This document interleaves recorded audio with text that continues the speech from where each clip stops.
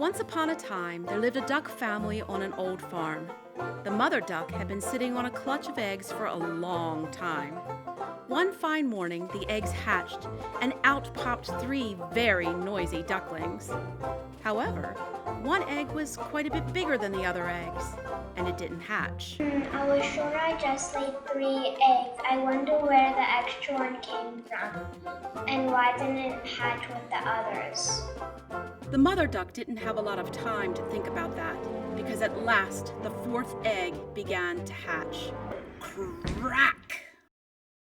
Oh look, what a strange looking duckling. Gray, not yellow, and it's so much bigger than us. And listen to its noises. Ew. Doesn't look like all the others. It doesn't sound like all the others. What a strange looking duckling. It was certain that the new duck was not like the other ducklings. He grew faster than the others. He ate more than the others, and he took up more room than the others. As the days went by, the ugly duckling was becoming more and more unhappy. All the other ducks in the barnyard just laughed at him. He felt very sad and very lonely.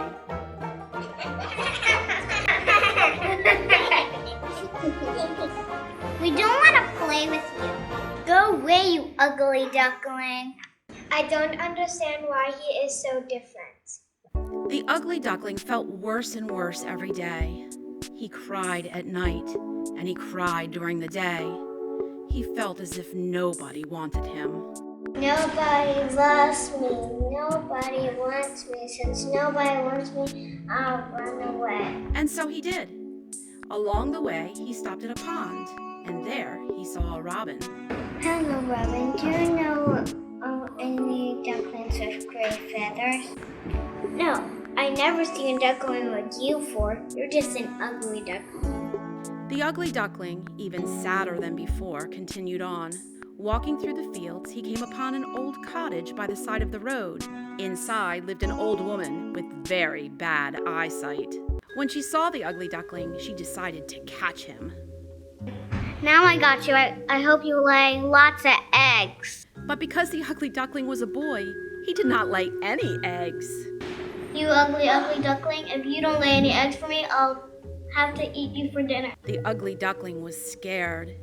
He was so scared that he couldn't eat. Pretty soon, he was so skinny that he slipped out of his cage and escaped down the road. Oh, woe is me. Nobody loves me. Nobody likes me. All they want to do is make fun of me or eat me for dinner. After walking for a long distance, the ugly duckling found himself in a thick bed of reeds beside a lake. I think I might as well stay here for a while. And so he did. But soon winter came and the lake began to freeze over. The ugly duckling needed food, so he set off down the snow-covered road. Finally, he could walk no further, and he fell exhausted to the ground. And that is where a farmer found him. You poor thing, you're almost frozen to death. I'll take you home to my children. They'll take good care of you. In the farmhouse, the ugly duckling was showered with care.